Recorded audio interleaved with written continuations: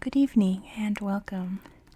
Tonight we'll be going over the history and geography of Adamawa in Cameroon.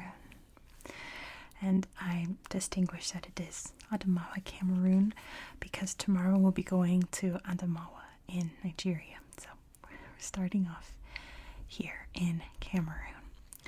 Also, there's a storm approaching outside, so you might hear the wind and my neighbor's wind chime. So apologies if that bothers you. I think it's kind of nice in the background, but that's just me. Adamawa in Cameroon is a very interesting place geographically. Cameroon in general is very interesting geographically. The southern area is very much dominated by rainforests and mountains and volcanoes. It is very jungly. The north area up here is part of the Sahel, which is the southern portion of the Sahara Desert. And then right in the middle is Adamawa, which sort of combines the two in a way. There are some forested areas, there are some deserty areas, but for the most part, it is sort of like a savanna kind of place. There's been lots of farming and clearing of the forests and things like that throughout its history, so there are lots of plains and open spaces throughout Adamawa. The majority of Adamawa sits on the Adamawa Plateau, so even though there are some mountains, you can see mountains over here along the border with Nigeria. In fact, Chapo Wadi is right there on the border. That's the highest peak within Nigeria. And there are also mountains in the east and the north up here. For the most part, it's pretty flat. Like it's hilly, but compared to the rest of Cameroon, it's pretty flat. There are lots of really interesting hills and things, and as you can see, there is lots of water in the area in terms of rivers and lakes. Adamawa is known as the watershed of Cameroon because many major rivers rise in Adamawa and flow into places like the Niger River and the various major rivers in the south of Cameroon begin up here. I'm not going to show you any Google Earth tonight because there's not much to show you in this region. Like, a lot of the interesting places is just like pictures of people's selfies in front of the places, so there's not much to show you in terms of Google Earth. But you can really see from up above all of this water. It looks like a very marshy place, but it's not. It's just very wet. And what's interesting is that, especially up here in the north, there are lots of crater lakes, former extinct volcanoes that collapsed on themselves, filled up with water, and are now really beautiful, serene lakes all up here in the north. And for the most part, that's about it for geography. Garendere up here is the capital. We'll talk more about that in its history, so let's just get right into it because it's a very long, interesting history. People have been living in the area that is now Adamawa for many years. They were known as the Proto-Sudanese, and eventually more quote-unquote modern Sudanese groups came in. I say modern, it's like from the 8th century, so not modern but not ancient is what I mean. And by Sudanese, I mean people that come from like this area over here. These people were, and still are, primarily herders. They have their cattle, they love their cattle, they find their worth in cattle. They use cattle as bride prices. The more cattle you have, the more respected you are. And that culture still very much exists in Adamawa today among the very many ethnic groups. And if you know your ancient African history and empires, you know that the Kanem-Bornu Empire was just up to the north here. This area was never really part of Kanem-Bornu, but they did have contact. They did introduce Islam to the area, but it never really picked up at this point in history. Two major cultural changes happened after the 14th century. One was that various Bantu and semi-Bantu groups came from more of the western area of Africa into this region and pushed out a lot of the cultures that already lived here. Most of them went to the south, and there is a huge diversity of cultures in the south of Cameroon because of this. And then this happened between the 14th and honestly up until about the 19th centuries. This happened. But there was something even greater than that that pushed out even more people to the south of Cameroon. And that was the Fulbe tribe. The Fulbe people arrived in this area in about the 13th century. And in the 17th century, they converted to Islam. In 1804, one of their very prominent leaders was named Usman Dan Fodio. He was pretty fed up with the various other cultures and their pagan ways and the fact that they wouldn't convert or really listen to them. They were off doing their own thing. That really bothered him. And he declared a jihad against the many cultures that lived in this area. And it was very successful. It was one of those, like, either you convert or you leave your body, if you know what I mean. So the people here who were just herders with their cattle didn't really stand a chance against like a full enraged Islamic army, right? So that culture very much prospered, the Fulbe culture, which they established the Sokoto Caliphate. And in this area here was known as the Adamawa Emirate. So an emir ruled the area, but there were smaller regional leaders which still exist today known as lamidos. And it comes from a very old word that just means like leader or chief. I guess nowadays it translates closer to king because it is passed down father to son. But the lamidos were really the ones doing all of the day-to-day work in the area. The capital was Garandere. You can see here, this was established in 1830. And things were going well for about a minute until the Europeans got involved.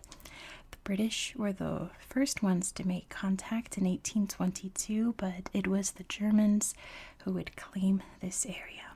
I mention the Berlin Conference in so many Africa videos because it affected almost the entirety of Africa.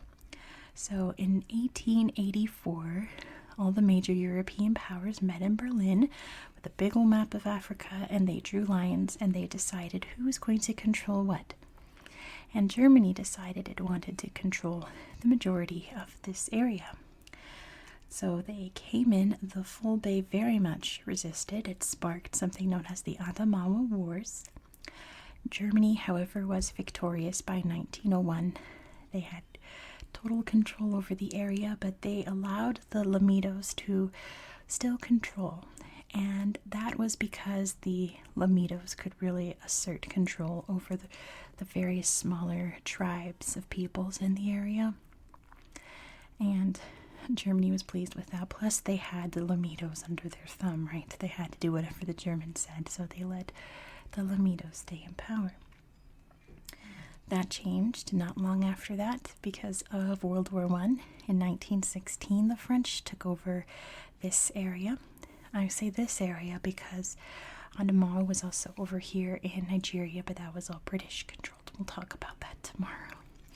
So the French moved into here. They still allowed the lamidos to rule, and they made lots of infrastructure changes, mostly in the ways of roads and establishing cultural French things into the culture. Cameroon is still primarily a French-speaking country to this day because of the French influence.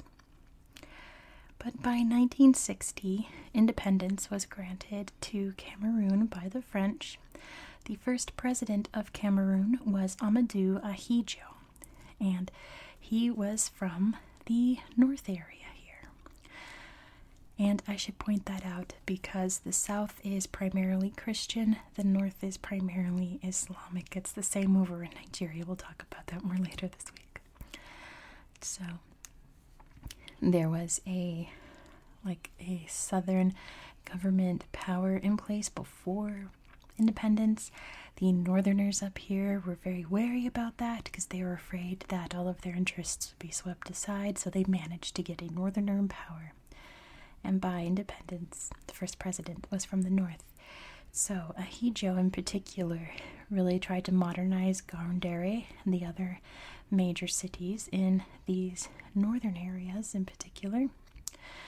Most notably, he helped establish the railroad that reached Garundere. There is a little airport there, but if you're in Cameroon, the easiest way to get to Garundere is by the railroad.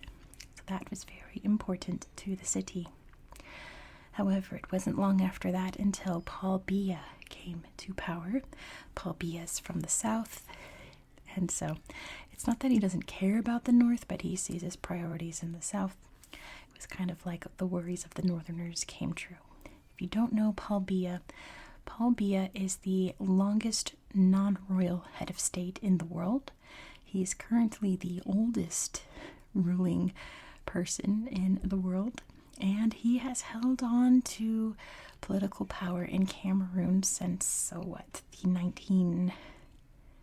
the early 1970s, I want to say. I didn't write it down, but he has been president. He's one of those that just somehow magically wins every single election.